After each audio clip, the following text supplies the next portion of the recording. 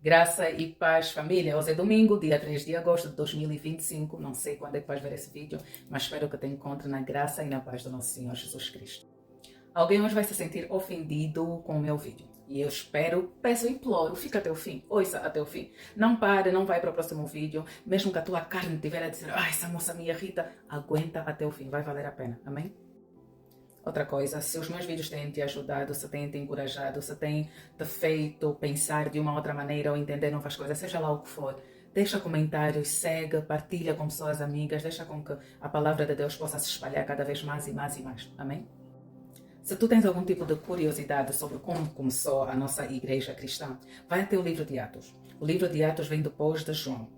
E no livro de Atos tu vais entender como é que a igreja começou, porque Jesus Cristo, antes dele voltar para o Pai, ele deixou instruções do que fazer aos seus discípulos. Então tu vais ver como é que os discípulos seguiram aquelas instruções, como é que a igreja começou a crescer, como é que eles espalharam-se pelo mundo inteiro para ficar a pregar o Evangelho, por que eles fizeram as coisas da maneira que fizeram. Eu acho que uma das melhores maneiras de tu conseguir saber se estás em uma igreja saudável é começando pelo livro de Atos. Aí tu vais ver qual era o foco, qual é, porque esse foco não perdeu. Qual é o foco, qual é a intenção, qual é o coração da Santa Igreja, cuja cabeça é Jesus Cristo. Amém?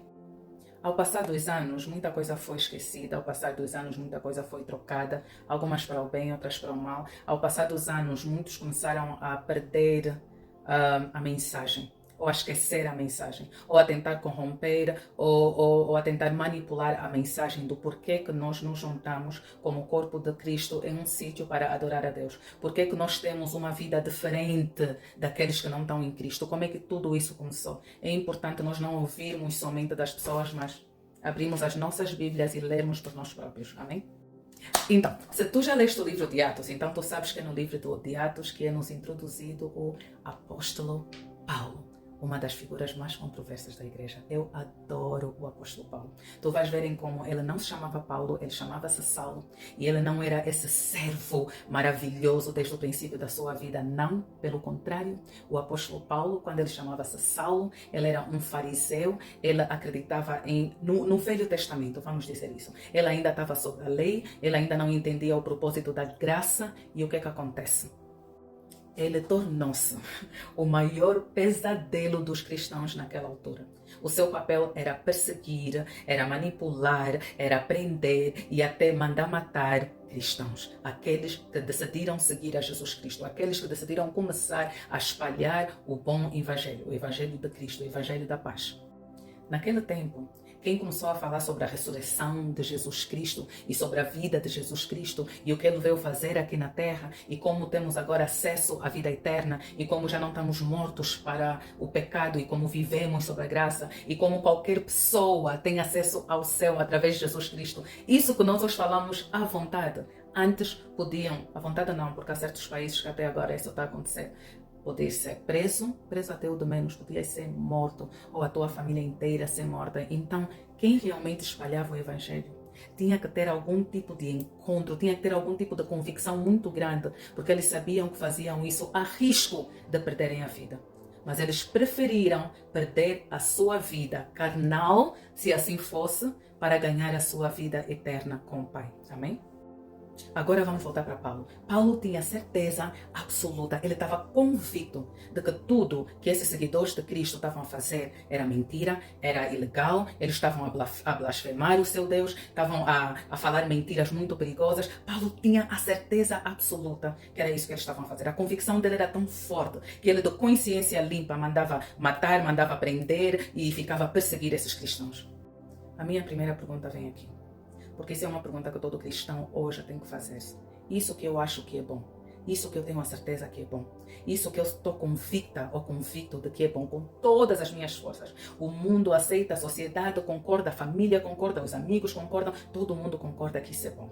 Porque era assim com Paulo. O mundo dele, toda a gente que estava no mundo dele concordava que o que ele estava a fazer era bom e era certo. Mas a figura mais importante deste mundo e do mundo além não concordava. E esta figura é Jesus Cristo. O que é mais importante para ti? Ter a aprovação do mundo ou ter a aprovação de Deus? eu quero vos trazer para o livro de Atos, capítulo 26. Aqui nessa parte da Bíblia, Paulo já foi preso várias vezes, ele já foi tocado por Jesus Cristo, mudou completamente e ele está mais uma vez a ter que defender-se perante os que eram colegas dele, aqueles que pensavam como ele, que acreditavam como ele. Mas quando Paulo mudou, esses que eram amigos se levantaram contra ele e eles é que começaram a perseguir a Paulo até conseguir prendê-lo. O que Jesus decidiu fazer com Paulo mostra-me o coração de Deus, mostra-me a intenção de Deus. Eu tenho a certeza absoluta que os cristãos choravam pedindo justiça por todos aqueles que estavam a ser presos e perseguidos e até mortos por causa de Saulo, que depois virou Paulo. As pessoas de certeza choraram, jejuaram, oraram, mas olha qual foi a resposta de Jesus. Como eu disse, isso é Paulo a explicar como é que foi o encontro dele com Jesus. Atos capítulo 26, versículo 14. E, caindo nós todos por terra, eu ouvi uma voz que me falava, e em língua hebraica dizia: Saulo, Saulo, por que tu me persegues? No versículo 15 assim diz Saulo: E disse eu: Quem és tu, Senhor? E ele disse: Eu sou Jesus, a quem tu persegues.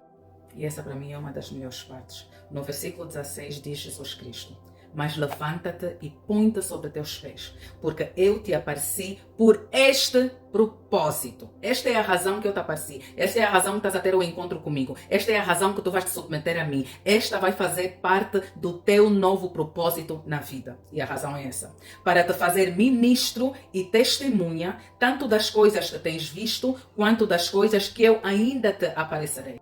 Versículo 17. Livrando-te deste povo e dos gentios, a quem agora eu te envio para você salvar, para você ajudar, para você livrar aqueles que você perseguia no passado. E além disso, é isso mais que vais fazer. Versículo 18. Para abrir-lhes os olhos, amém? E os converteres das trevas à luz e do poder de Satanás a Deus, para que eles possam receber o perdão dos pecados e herança entre os santificados pela fé em mim. Mas então como é que é possível? Um homem que fez tanta coisa errada e ele tem encontro com Jesus e Jesus lhe dá essa autoridade, Jesus lhe dá esse mandato, Jesus põe sobre ele esse propósito. Paulo, nos nossos olhos, ele deveria ter sido deitado fora. Ele deveria também ter morrido uma morte igual àqueles que ele causou a morte. Mas ao invés de lhe deitar fora, Jesus decidiu reaproveitá-lo para a sua obra. Infelizmente o tempo acabou, então só vim aqui dizer o seguinte: o propósito de Deus, a vontade de Deus e o mandato de Deus está acima do pensamento, está acima da vontade, está acima do entendimento do homem. Obedeça a Deus e à vontade de Deus e não a que diz o homem. Muito daqueles que a tua mente está a condenar, Deus está a te mandar perdoar, aconselhar e até ajudar. Não faz sentido, né? Nos nossos olhos não faz sentido. Mas Ele sabe o porquê. Os planos dele são perfeitos. Fica com Deus.